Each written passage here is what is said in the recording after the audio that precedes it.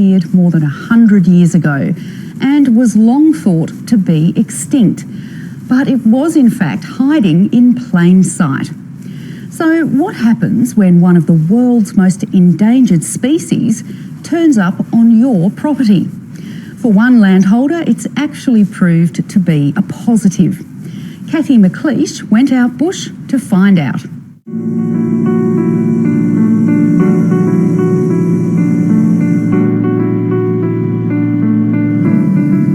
This is part of a working day for many graziers in Western Queensland.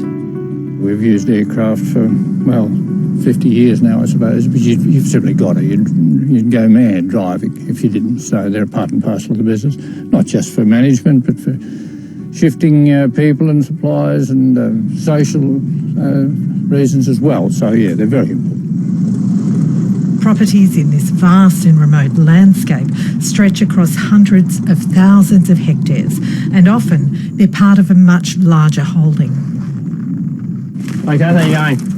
G'day, Alistair. Nice to see you. G'day, Kelly. G'day, Bob. Lovely to see you.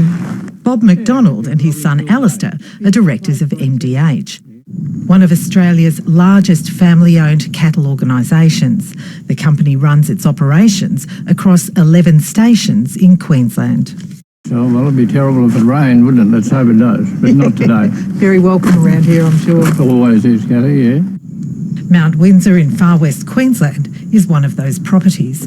MDH's land holdings cover more than 3.25 million hectares across the state, and Mount Windsor, like others, including this one in the northwest, plays an integral part in the company's cattle production.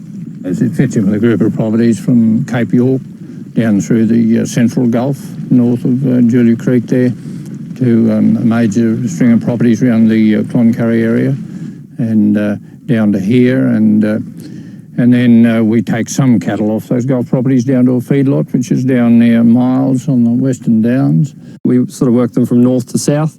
The cattle are bred in the Gulf, come down either to Cloncurry and as well to here, and then get them up to feedlot weight and then down to Condamine. Working stock this way lets the graziers cash in on good seasons, but it's a rare thing in a semi-arid environment. Mount Windsor's a big, what we call a rough place. By rough, I mean it's not all open downs country. A lot of it is hilly country and sort of bare top rock country. It's not very productive. Probably 70% of it's that sort of country, but the rest of it is floodplain on a couple of major rivers, and it's quite productive, and cattle do very well. We breed some cattle down here, and occasionally, if the seasons are favourable, we bring store cattle down from the Gulf to fatten on it. When it's in good order, it does the job very well on cattle. Mount Windsor's inhospitable ranges keep visitors away, and mustering is done just once a year. That's a long way from anywhere. And when we come down, we normally you just get stuck into it and stay the whole lap. But if you want to do anything or go anywhere, it's a fair trip. It's a pretty unique spot, Mount Windsor. More unique than the McDonald's ever imagined. This region is so remote that for 100 years, an entire species managed to vanish into the landscape. Now the elusive night parrot has been found on Mount Windsor. But like everything else out here, the family is taking it in their stride. Bob, did you ever imagine the night parrot would be found here? Well, Kathy, when we heard it was next door, as I said to you before, a wire fence was never going to stop it, and similar countries, so yeah, I thought there was every chance.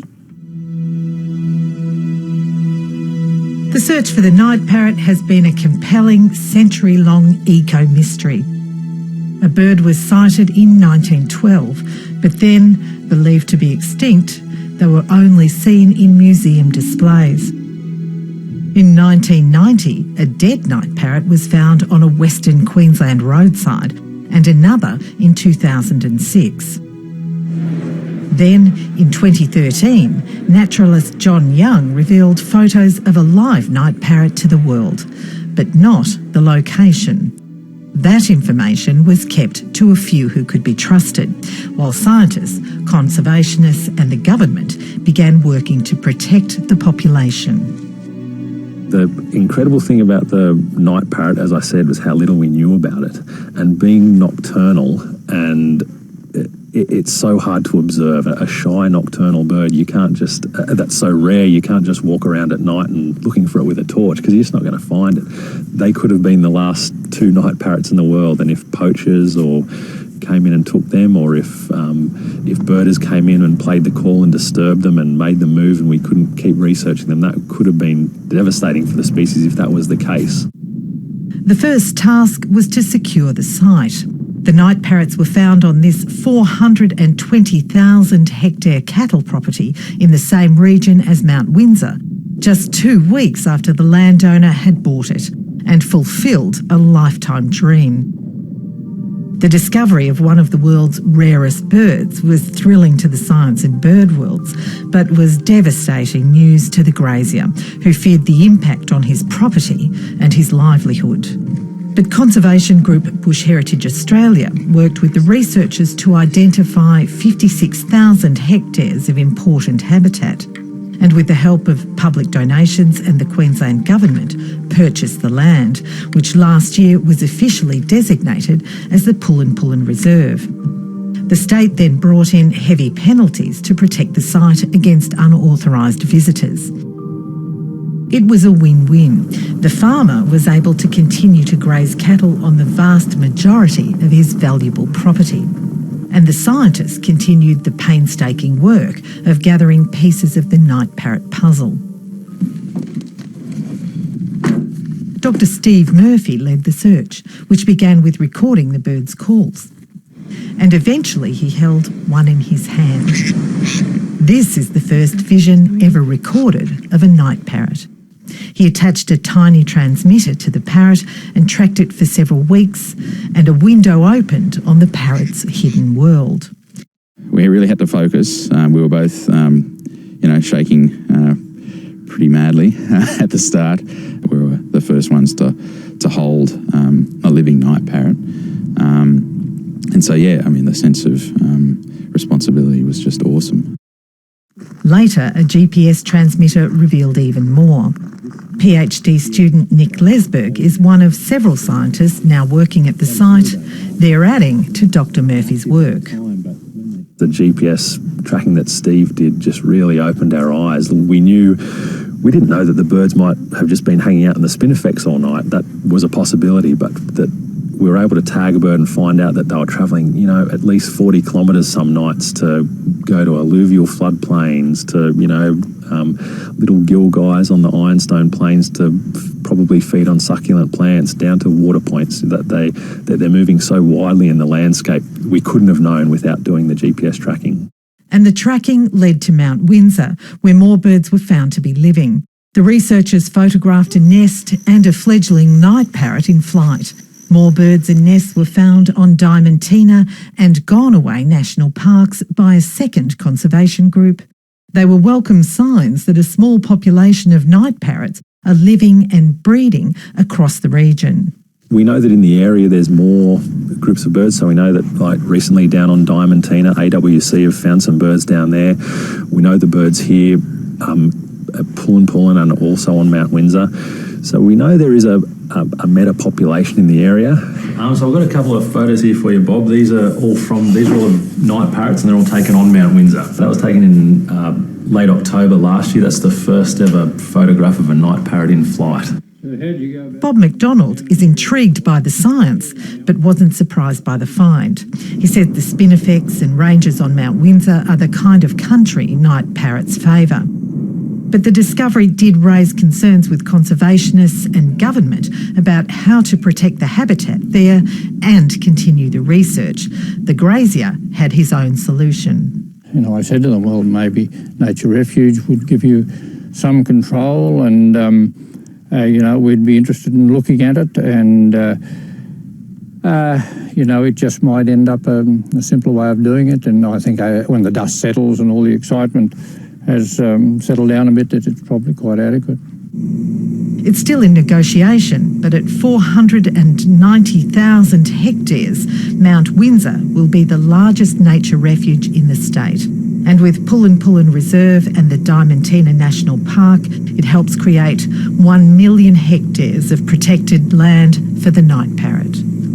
what that means is that we can sort of manage collectively and in partnership with the pastoralists, with national parks and, with Bush Heritage Australia, to sort of work to find the best way to kind of understand the ecology of the bird and therefore understand how best to conserve that bird into the future.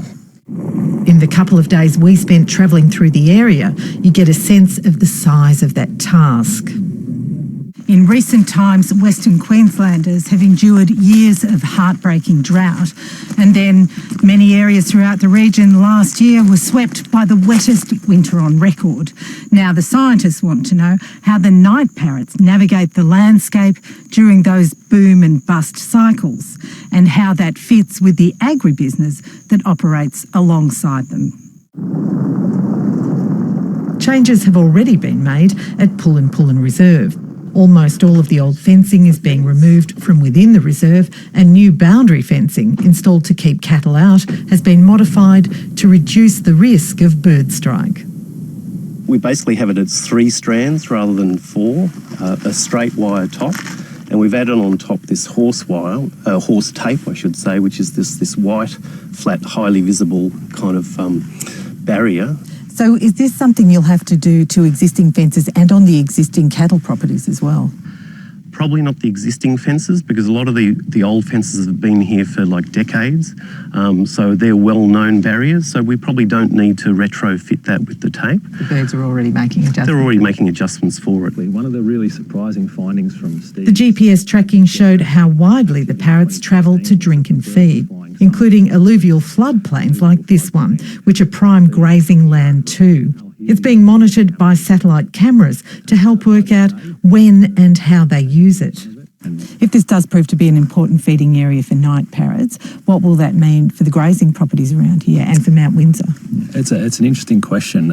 The strategy can't be to lock it up, because it's all the night parrots that we're likely to find are going to be on pastoral property, and we can't make it all a national park. So we need to find ways to manage it in conjunction with the graziers. The McDonalds are philosophical about the impacts, and they're old hands at working with conservation. There's been a nature refuge on their Cloncurry property, Brightlands, for 3 years, with good results. They're expecting the same here.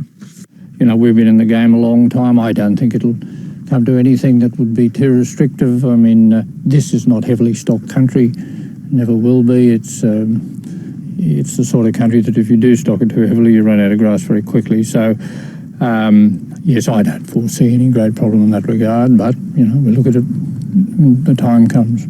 If the birds are found anywhere else in this region, it's likely that they're going to be on pastoral properties. So we need to work on ways that we can work in with the landholders and the land managers to ensure the birds persist. And Mountain Windsor is a great example of that.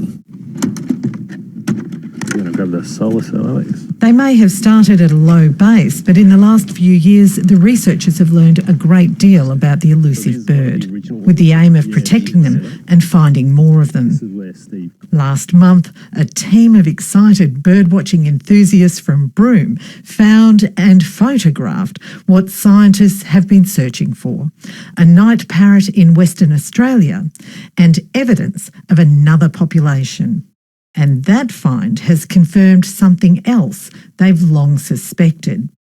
Night parrots, like bilbies and other threatened species, once occupied similar habitats, reaching across most of inland Australia. But that's since been reduced to fragment populations in Western Queensland and now WA. There's something about this part of the world that's allowed those species to persist, and we don't really know what it is. We've got ideas about what it might be. Persistence of dingoes. We know that there's not many foxes in this area. Fire may not be as much of a factor. We just don't know these things, but there's something about it that's really special. Now that we sort of have an understanding that it's more widely distributed, we've got properties like Mount Windsor coming on board with the nature refuge that provides a certain degree of additional protection for the habitat. It means that we can sort of take a deep breath, step back and think, okay, let's collect the information we need to protect this parrot and just work slowly and methodically in collaboration, with pastoral landholders, with the researchers, Bush Heritage, National Parks, Queensland Government, and do the right thing for the bird and keep it, in the landscape for a long time to come. The whole arrangement will settle down and go forward, and my son's running the show now, and hopefully when he's my age that it's still going along and the little parrots are still here. I think there will be, and I think they range over a much bigger area than is yet known. I'd be surprised if it's a small area, like you said before, this little triangle, but the triangle might be fairly big. On our last night, while out filming, we've been lucky enough to come in contact with night parrots. Yep, yeah, that's definitely one. That two-note whistle, that's a call that we hear pretty regularly out there. So. That's amazing. So we've actually managed to record them. Yeah. So that was at a site where a couple of months ago we knew there were some birds on Mount Windsor, and near where we actually photographed that fledgling, and that's great to know that they're still there, yeah. It's amazing. It is. One of the rarest birds in the world. For those working for the night parrot's conservation, the challenge now is to ensure that it's never listed as extinct again, so that more people can hear them calling across the spinifex in the future.